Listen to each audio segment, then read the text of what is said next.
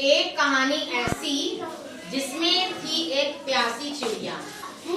हाँ, नन्हे नन्हे बच्चे उसके छोटे छोटे होने वाले थे। तो उसको सूझा कि वो अपने बच्चों को किसी सुरक्षित जगह पे रखे। उसने अपने अंडे जब फोड़े तो उसमें से बच्चे निकले। उसने अपने बच्चों के लिए प्यारा सा घोंसला पहले बना लिया था गेहूं के खेत में। ये उस समय की बात है जब गेहूं की बालियां पककर बिल्कुल सुनहरी हो चुकी थी और गेहूं कटने की तैयारी में थे। तो जैसे जैसे चिड़िया अपने बच्चों के पास मिलने आती तो उसने देखा कि उसके बच्चे धीरे धीरे बड़े होने लगे थे। अब चिड़िया के बच्चे बड़े खुश होते। चिड़िया आती, उनके मुंह में दाना डालती, कभी उनके लिए खाना लाती। तो इससे चिड़िया के बच्चे बड़े खुश होते थे। चिड़िया उनके साथ खेलती थी, कूदती थी, उन्हें उड़ना सिखाती थी। एक दिन उस खेत में कुछ लोग आए जो ये बात कर रहे थे कि आज ये गेहूं कटेंगे। तो जो लोग आए उन्होंने कहा कि हाँ, आज हम इन गेहूं को काट देंगे। खेत का मालिक रोज किसी न किसी को लाता था और वो गेहूं काटने की, पूरे गेहूं को खेत काटने की गेहूं की बात करता था। शाम को जब चिड़िया लौटकर घर आई तो उसके बच्चों ने बताया, चींची चींची करके, वो बड़े रोए, बड़े परेशान हुए और बोले, माँ माँ, आज गेहूं के खेत काटने कोई आया था। तो माँ ने पूछा, बेटा खेत कटे? तो बच्चों ने कहा, नहीं माँ, वो ये बातचीत कर रहे थे कि तुम हमारे गेहूं के खेत काट दो, गेहूं काट दो हमारे। तो उन्होंने कहा ठीक है, हम काट देंगे, कल आएंगे। फिर अगला दिन आया, अगले दिन फिर कोई और आया, वहां भी यही बातचीत हुई।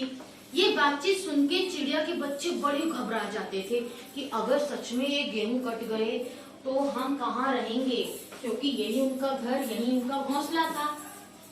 उनकी माँ रोज उनसे कहती, बेटा तुम परेशान मत हो, खेत अभी नहीं कट पाएगा।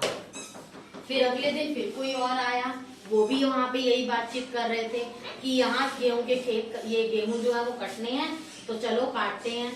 लेकिन फिर वही हुआ, केवल बातचीत तक हुई।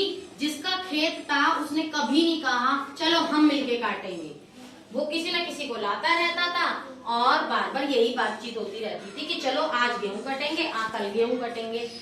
ऐसा होते होते बहुत दिन बीत गए और चिड़िया के छोटे बच्चे इतने बड़े हो गए कि वो फुरफुर फुरफुर अपने आप उड़ने लगे। अब एक दिन की बात है, चिड़िया अपने बच्चों को सुबह सुबह दाना देकर वापस जा रही थी जंगलों की तरफ। तो जब उसके बच्चे वहां पर बैठे हुए थे तो आपस में खेल रहे थे।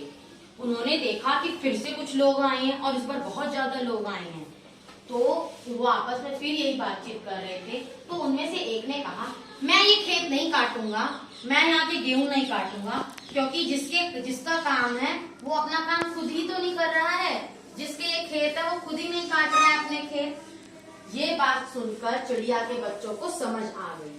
जब वह चला गया, जब सब लोग चले गए वहां से, फिर चिड़िया के बच्चों ने अपनी माता को ये बात बताई चिड़िया को जब वो शाम को आई कि माँ आज फिर बहुत सारे लोग आए थे, वो कह रहे थे कि ये जिसका खेत है वही खुद अपने गेहूं नहीं काट रहा है, तो हम क्यों काटें, उसका काम हम क्यों करें। अब चिड़िया बहुत समझदार थी, वो समझ चुकी थी और उसके बच्चे भी बड़े हो चुके थे।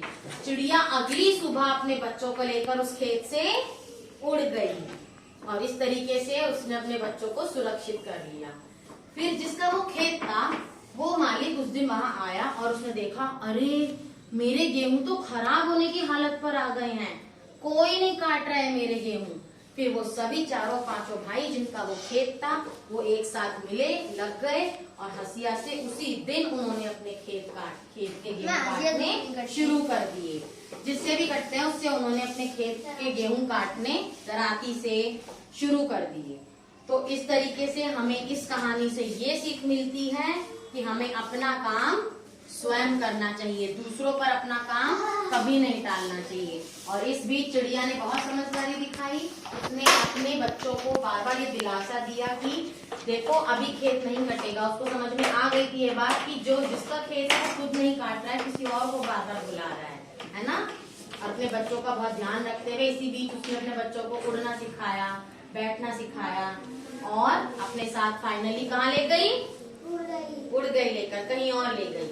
फिर वो कहाँ गए होंगे? आप बताओ, कहाँ गए होंगे चिड़िया के बच्चे फिर? चिड़िया ने दूसरा घोंसला बना दिया होगा अपने बच्चों को, वो वहीं पर ले गई होगी। हाँ, इसी बीच हो सकता है चिड़िया ने कहीं दूसरा घोंसला बना लिया हो। और मैम या तो वो जहाँ पे रहती थी, हाँ, वो उसके आस में होगी। एक